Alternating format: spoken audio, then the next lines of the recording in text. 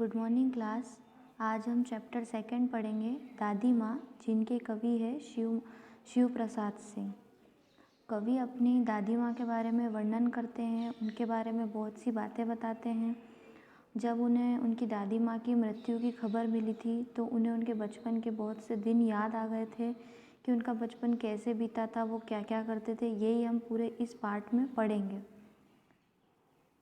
कमजोरी ही है अपनी, पर सच तो यह है कि जरा सी कठिनाइयाँ पड़ते, बीसों गर्मी, बरसात और वसंत देखने के बाद भी मेरा मन सदा नहीं तो प्राय अनमना सा हो जाता है।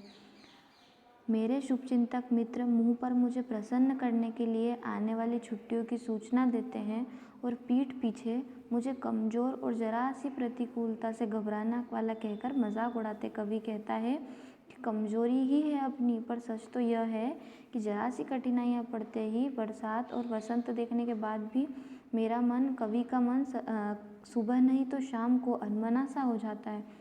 उसके शुभचिंतक उसकी प्रसन्नता करते हैं उसके मुँह पर और पीठ पीछे उसे कमज़ोर कहते हैं, घबराने वाला कहकर उसका मजाक उड़ाते हैं। कवि सोचता है, अच्छा अब उन्हीं बातों का कभी कभी नहीं सोचूंगा। ठीक है, जाने दो, सोचने से क्या है। पर बस मेरी आंखों के सामने शरद की शीत किरणों के समान स्वच्छ शीतल किसी भी धुंधली छाया ना छूटती है। कवि कहता है कि ठीक है, जाने दो, सोचने से क्या होता है। जो दूसरे लोग बोलते हैं, जो दूसरे लोग उन्हें कमज़ोर कहते हैं, उनके बोलने से क्या होता है। उनके सामने जो शरद की शीत की किरणें हैं, सामान स्वच्छ है, शीतल जैसी धुंधली छाया है, तो जो उनके सामने ना छूटती है। कवि को लगता है कि जैसे कुंवार के दिन आ गए हैं। कवि को ऐसा लगता है कि जैसे कुंवार के दिन आ गए हैं। मेरे गांव के चारों ओर पानी ही पानी हिलोरे ले रहा है। उनके गांव के चारों ओर पानी पानी नाच उठ रहा है, हिलोरे ले रहा है, बह रहा है। दूर के सिवान से बहकर आए हुए मोथा और साई की अधगली घासें। कवि को ऐसा लगता है कि जो दूर के सिवान बहकर आए हुए मोथा और आसपास घासें, मिट्टी की खुशबू, ये मिट्टी की खुशबू, घासों की खुशबू उन्हें आ रही है, तथा नाना प्रकार की बरसातें घासों के बीज सूरज की गर्मी में खेलते हुए पानी में सड़कर एक विचित्र गंध छोड़ रहे हैं।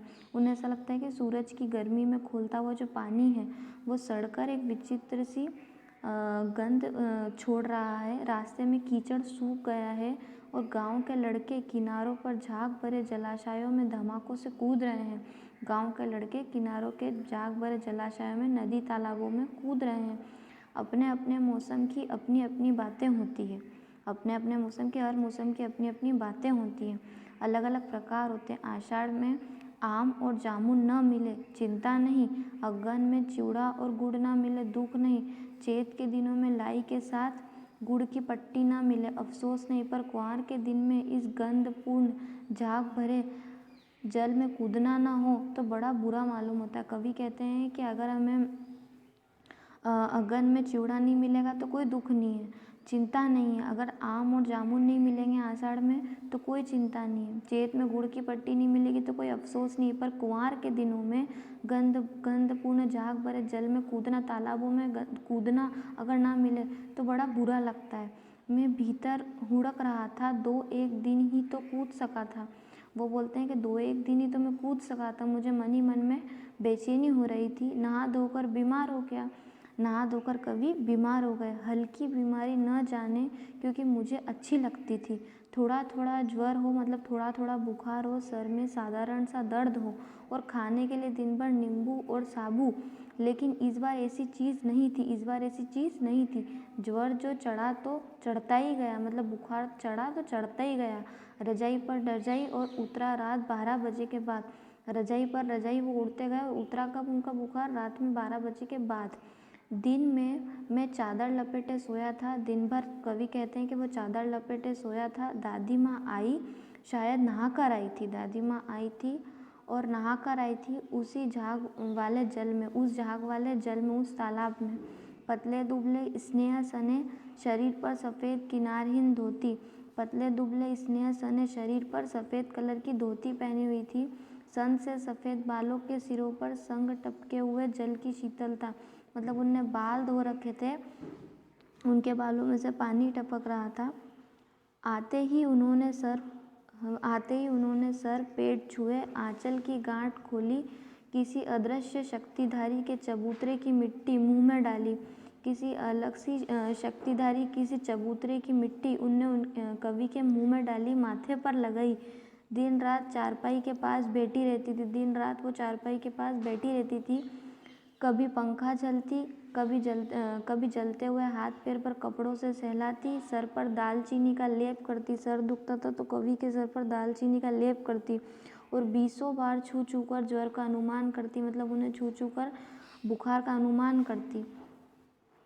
उसे पीपल की छाल से छोका कि नहीं, खिचड़ी के मूंग की दाल एकदम मिल तो गई है, कोई बीमार के घर में सीधे बाहर से आकर तो नहीं चला गया। मतलब वो हमेशा मूंग की दाल की खिचड़ी बनाती थी और ये देखती थी कि कोई आकर तो नहीं गया, कोई दूसरे ने इन्हें हाथ तो नहीं लगाया, कोई बीमार वाले घर में आकर तो नहीं चला गया आदि। लाखों प्रश्न पूछ पूछ कर घर वालों को परेशान कर देती। बहुत प्रश्न पूछ पूछ कर दादी माँ घर वालों को परेशान कर देती। दादी माँ की गवई गांव की 50 किस्म की दवाओं के नाम याद थे। दादी माँ को गांव के 50 किस्म की दवाओं के नाम याद थे। गांव में कोई बीमार होता तो उसके पास पहुँचती और वहाँ भी वही काम, हाथ छूना, माथा छूना। गांव में कोई भी बीमार पड़ता तो दादी माँ का यही काम था कि हाथ छूना, माथा छूना, पेट छूना, सर पे हाथ रखना और उनके बुखार का अनुमान करना। फिर भूत से लेकर मलेरिया, सलमान, निमोनिया तक का अनुमान विश्वास के साथ सुनाती। अगर मलेरिया होता, निमोनिया होता, कुछ भी होता तो उसका वो अनुमान बता देती थी हाथ लगा कर कि उन्हें क्या तकलीफ़ है।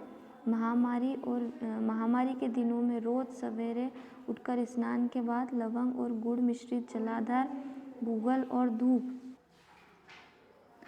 उनको महामारी या कुछ भी होती तो वो हाथ लगा कर अनुमान लगा लेती थी कि मलेरिया है कि निमोनिया है। उठकर स्नान के बाद लवंग और गुड़ मिश्रित जलाधार, गूगल और धूप। सफाई कोई उनसे सीख ले। सफाई वो इतनी करती थी, सुबह उठकर गुड़ मिश्रित जलाधार, रोज़ सवेरे उठकर स्नान करना, धूप देना, गूगल की धूप लगाना। दवा में देर होती, मिश्री या शहद खत्म हो जाता, चादर या खिलाफ नहीं बदले जाते। मतलब अगर दवाई में कोई देरी हो जाती या मिश्री या शहद कुछ ख़त्म हो जाता, चादर अगर नहीं बदली जाती, साफ़ सफाई नहीं होती तो वह पागल जैसी हो जाती। बुखार तो मुझे अब भी आता है, नौकर पानी दे जाता है, मेष महाराज अपने मन से पकाकर खिचड़ी या साबू, डॉक्टर साहब आकर नाड़ी देख जाते हैं और कुनेन मिक्सचर की शीशी की तिताई के डर से बुखार भी भाग जाता है। पर ना जाने क्यों ऐसे बुखार को बुलाने का जी नहीं होता। मतलब कवि कहते हैं कि दादी माँ के जाने के बाद बुखार तो हमें अभी भी आता है, डॉक्टर आते हैं, उनका बुखार भी देख जाते हैं, उन्हें दवाइयाँ भी, शीशियाँ भी बहुत सारी दे जाते हैं, पर न जाने क्यों वो वाला बुखार की उन्हें अलग ही याद आती थी और न जाने ये बुखार को बुलाने का उनका जी नहीं करता।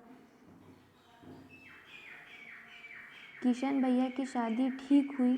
दादी माँ के उत्साह और आनंद का क्या कहना। दिन भर गायब रहती, सारा घर जैसे उन्होंने सर पर उठा लिया हो। पड़ोसी आते, बहुत बुलाने पर दादी माँ आती, मतलब पड़ोसी भी आते थे, बहुत बुलाने पर दादी माँ उनके घर जाती थी। बहन बुरा ना मानना, कार परोजन का घर ठहरा। वो बोलती थी कि बहन बुरा ना मानना, कार परोजन का घर ठहरा, मतलब बहुत से लोग आते जाते रहते हैं। किशन भैया की शादी थी, दिन भर वो गायब रहती थी दादी माँ, सारा घर तो उन्हें सर पर उठा रखा था। जानने को ये सभी जानते थे कि दादी माँ कुछ करती नहीं है, पर किसी काम में उनकी अनुपस्थिति या विलम्ब का कारण बन जाती है। सभी जानते थे ये बात तो कि दादी माँ कुछ करती नहीं है, पर किसी काम में उनकी अनुपस्थिति विलम्ब का कारण बन जाती थी। उनकी अनुपस्थिति अगर वो नहीं आती थी तो काम देरी में होते थे, देर लग जाती थी, उनके बिना काम होता नहीं था, उनकी अनुपस्थिति के बिना। उन्हीं दिनों की बात है, एक दिन दोपहर को मैं घर लौटा। कवि कहते हैं कि उन्हीं टाइम की बात है, उन्हीं समय की बात है। मैं दिन में घर लौटा था, बाहरी निकसार में दादी माँ पर किसी पर बिगड़ रही थी, किसी आदमी पर दादी माँ बिगड़ रही थी। देखा पास के कोने में दुख की रामी की चाची खड़ी थी, पास में रामी की चाची खड़ी थी पड़ोस में। सो न होगा रुपया में सूत के आज दे दे, तेरी आँख में तो शर्म है नहीं, मांगने के समय में कैसी आई थी, पैरों पर नाक रगड़ती थी, फिर किसी ने एक पाई भी न दी। अब लगी है आजकल करने, फसल में दूंगी, फसल में दे दूंगी, अब क्या तेरे खातिर दूसरी फसल कटेगी। वो दादी माँ से पैसे मांगने के लिए आई थी, पर दादी माँ जो है वो उन्हें कभी पैसे नहीं देती थी, और दादी माँ ने उन्हें बातें सुना दी कि तुझे शर्म नहीं है, मांगने के लिए मुझसे आई है। पैरों में नाक रगड़ती फिरी उनके, पर उन्हें किसी ने भी रामी की चाची को पैसे नहीं दिए। वो दादी जब उन्हें इतना सुनाती है तो रामी की चाची बोलती कि दूंगी मालकिन। रामी की चाची रोती हुई बोली, दोनों हाथ से आंचल पकड़े हुए दादी माँ के पैरों की ओर झुकी, दोनों हाथों से उनके साड़ी का पल्लू पकड़ते हुए दादी माँ के पैरों में झुकी और बोली कि बिटिया की शादी है दादी माँ, आप न दया करोगी तो उस बेचारी का निस्तार कैसे होगा। अगर आप दया नहीं करोगे, आप मदद नहीं करोगी तो शादी कैसे होगी। हाँ, दादी माँ बोलती है, हट हट, अभी नहा के आई हूँ। दादी माँ पीछे हट गई। दादी माँ उसे दूर झटकार देती है और बोलती है कि मैं तो नहा कर आई हूँ, और पीछे हट जाती है। जाने तो दादी, मैंने इस अप्रिय प्रसंग को हटाने की गरज से कहा, बेचारी गरीब है, दे देगी कभी। कभी कहते हैं कि जाने तो दादी, कभी बेचारी कभी ना कभी तो पैसे दे ही देगी वो। दादी माँ बोलती है, चल चल, चला है समझाने। मतलब दादी माँ कवि को बोलती है कि मुझे मत समझाओ। मैं चुपके से आंगन की ओर चला गया। कई दिन बीत गए, मैं इस प्रसंग को एकदम भूल सा गया। वो बोलते हैं कि मैं आंगन की ओर चला गया, बहुत दिन बीत गए और मैं इस प्रसंग को, इस बात को भूल गया था। एक दिन रास्ते में रामी की चाची मिली। वह दादी को पूतों फलों दूधों नाव का आशीर्वाद दे रही थी। रामी की चाची एक दिन रास्ते में मिली और वह दादी को पूतों फलों दूधों नाव का आशीर्वाद दे रही थी। मैंने पूछा, क्या बात है धन्नो चाची। तो उसने विहल होकर कहा, उरीन हो गई बेटा, भगवान भला है हमारी मालकिन का। वो बहुत खुश होकर बोली कि भगवान भला है हमारी मालकिन का। कल ही आई थी, पीछे का सभी रुपया छोड़ दिया, ऊपर से 10 रुपये का नोट देकर बोली, देखो धन्नो, जैसी तेरी बेटी वैसी मेरी, 10-5 रुपये के लिए हंसाई ना हो। देवता है बेटा, देवता। कवि बोलते हैं कि पीछे से रामी की चाची बताती है कि ऊपर से दादी आई और उन्हें 10 रुपये का नोट देकर बोली कि देखो धन्नो, जैसी तेरी बेटी वैसी मेरी, जैसी तेरी बेटी है वैसी वो मेरी भी बेटी है। 10-5 रुपये के लिए हंसाई ना हो। 10-5 रुपये के लिए मतलब रामी की चाची की जो लड़की की शादी थी उसकी हंसाई ना हो। उस रोज़ तो बहुत डांट रही थी। मैंने पूछा कि तुम उस रोज़ तो उन्हें बहुत डांट रही थी रामी की चाची को, फिर आज कैसे पैसे दे दिए। वह तो बड़े लोगों का काम है बाबू, रुपया देकर डांट भी देते हैं तो न तो लाभ क्या। वो रामी की चाची बोलती है, वो तो बड़े लोगों का काम है डांटना फटकारना। मैं मन ही मन इस तर्क पर हंसता हुआ और आगे बढ़ गया। मतलब वो हंसते हंसते कवि आगे बढ़ गया। किशन के विवाह के दिनों की बात है। विवाह के 4-5 रोज पहले से ही औरतें रात भर गीत गाती थी। विवाह के 4-5 दिनों पहले से ही औरतें रात भर गीत गाती रहती थी। विवाह की रात को अभिनय भी होता था। यह प्राय एक ही कथा का हुआ करता था। उसमें विवाह से लेकर पुत्रोक्ति तक सभी दृश्य दिखाए जाते थे। सभी पाठ औरतें ही करती थी। मैं बीमार होने के कारण बारात में न जा सका। कवि कहते हैं कि मैं बीमार होने के कारण बारात में न जा सका। मेरा भाई राघव दालान में सो रहा था। वह भी बारात जाने के बाद पहुंचा था। मेरा जो मामेरा है भाई राघव के साथ मैंने दालान में पहुंचाया था। वह भी बारात जाने के बाद पहुंचा, पर औरत ने उस पर आपत्ति की। औरतों ने उस पर आपत्ति की। दादी माँ बिगड़ गई। लड़के से क्या पर्दा, लड़के और ब्रह्मा का मन एक सा होता है। दादी ने बोला, लड़के और ब्रह्मा का मन एक सा होता है। मुझे भी पास ही एक चारपाई पर चादर उड़ाकर दादी माँ ने चुपके से सुला दिया। मतलब कवि कहते हैं कि मुझे भी चारपाई पे चादर उड़ाकर दादी माँ ने चुपके से सुला दिया। मेरे को कवि कहता है कि मुझे बड़ी हंसी आ रही थी। सोचा कहीं जोर से हंस दूँ, भेद खुल जाए तो निकाल बाहर किया। कवि कहते हैं कि वो कहते हैं कि जोर से हंस दूँ, पर अगर उनका भेद खुल जाएगा, सब लोगों को पता पड़ जाएगा तो उन्हें बाहर निकाल दिया जाएगा। पर भाभी की बात पर हंसी रुकी ना सकी और भंडा फोड़ हो गया। मतलब पर उनका ये था कि दादी माँ की बात पर उनकी हंसी ना रुक सकी और भंडा फूट गया। सबको वहाँ पर पता पड़ गया। देवू की माँ ने चादर खींच ली। कहो दादी, यह कौन बच्चा सोया है। उन्होंने दादी से पूछा कि कौन बच्चा सोया है, बेचारा रोता है शायद। दूध तो पिला दूँ। हाथापाई शुरू हो गई। दादी माँ बिगड़ी लड़के से क्यों लगती है। सुबह रास्ते में देबू की माँ मिली। कल वाला बच्चा भाभी। मैं वहाँ से जोर से भागा और दादी माँ के पास जाकर खड़ा हो गया। किसी प्रकार का अपराध हो जाने पर जब हम दादी माँ की छाया में खड़े हो जाते हैं, अभयादन मिल जाता है। किसी भी गलती हो जाने के बाद अगर हम दादी माँ के पीछे खड़े हो जाते हैं तो हमें अभयादन मिल जाता है, हमें स्नेह मिल जाता है। स्नेह और ममता की मूर्ति दादी माँ की एक एक बात आज कैसी कैसी मालूम होती है। परिस्थितियों का वात्या चक्र जीवन को सूखे पत्तों सा कैसा नचाता है, इसे दादी माँ खूब जानती थी। दादा की मृत्यु के बाद से ही वे बहुत उदास रहती थी। दादाजी की मृत्यु के बाद से दादी माँ बहुत उदास रहती थी। संसार उन्हें धोखे की टट्टी मालूम होता। संसार उन्हें धोखे के जैसा दिखता था कि सब इस संसार में धोखे देते हैं। दादा ने उन्हें स्वयं जो धोखा दिया, क्योंकि दादा ने खुद उन्हें स्वयं धोखा दिया था दादी माँ को। वे सदा उन्हें आगे भेजकर अपने पीछे जाने की झूठी बात कहा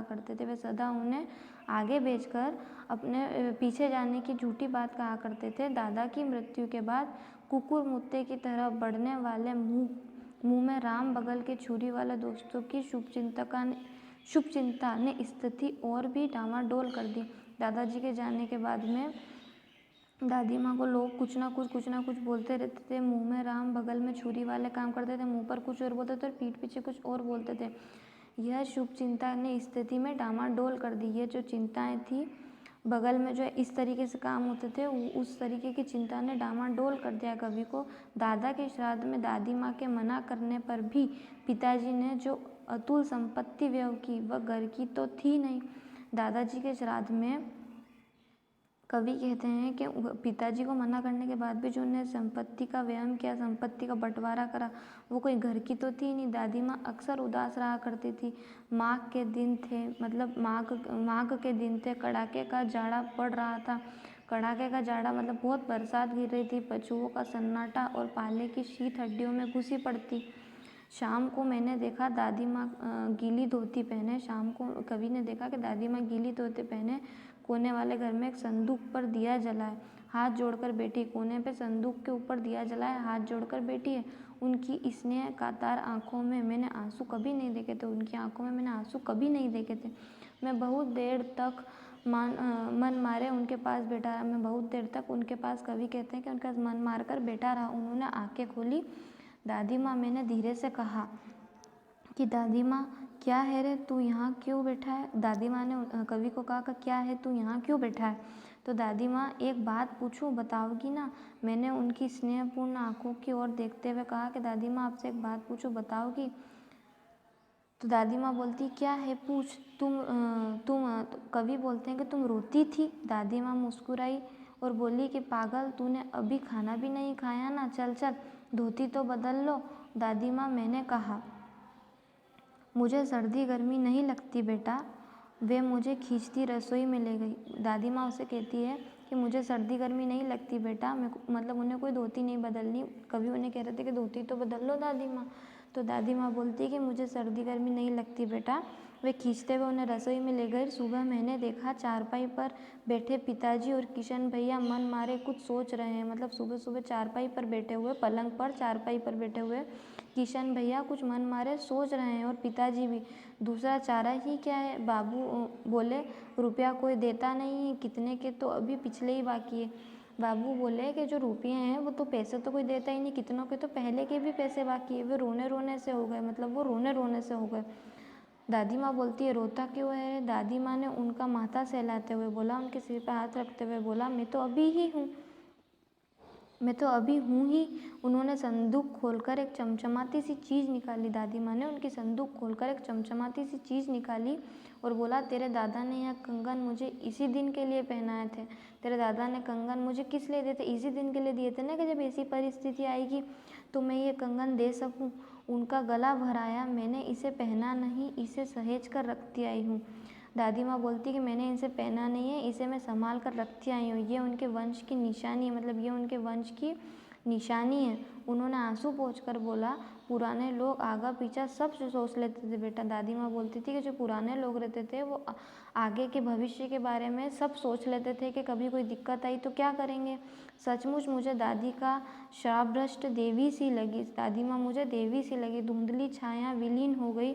मैंने देखा दिन काफ़ी चढ़ गया है। पास के लंबे खजूर के पेड़ से उड़कर एक कौवा अपनी घिनौनी काली पांखें फैलाकर मेरी खिड़की पर बैठ गया। कवि कहते हैं कि मैंने देखा है कि दिन काफ़ी चढ़ गया है। पास में लंबे खजूर का जो पेड़ है वहाँ से कौवा उड़कर काली पंखों वाला मेरी खिड़की पर आके बैठ गया है। हाथ में अब भी किशन भैया का पत्र काँप रहा है। हाथ में जो उनके अभी भी जो किशन भैया का पत्र आया था वो काँप रहा है। काली चींटियों सी कतारें धूमिल हो रही, काली चींटियाँ घूमती है उस तरीके की कतारें जो हैं वो धूमिल हो रही है, निकल रही हैं। आंखों पर विश्वास नहीं होता। मन बार बार अपनों से यही पूछ बैठता है, क्या सचमुच दादी माँ नहीं रही। उन्हें विश्वास ही नहीं होता और वो बार बार उनके मन से पूछते हैं कि क्या सचमुच अब मेरी दादी माँ नहीं रही। कवि दादी माँ की मृत्यु के बारे में जो वर्णन करते हैं, ये हमने पूरी कहानी पढ़ी है। आई होप आप लोगों को समझ में आई होगी। इसके कवि जो हैं वो शिव प्रसाद सिंह हैं। Thank you class.